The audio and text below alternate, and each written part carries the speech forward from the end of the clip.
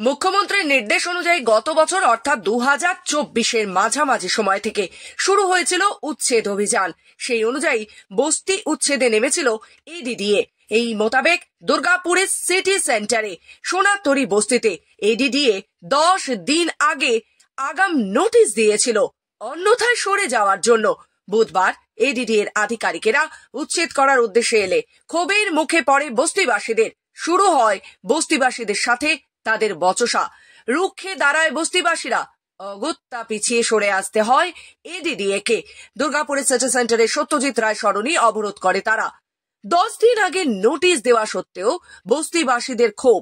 অভিযোগের আঙ্গুল এডিডিএর দিকে।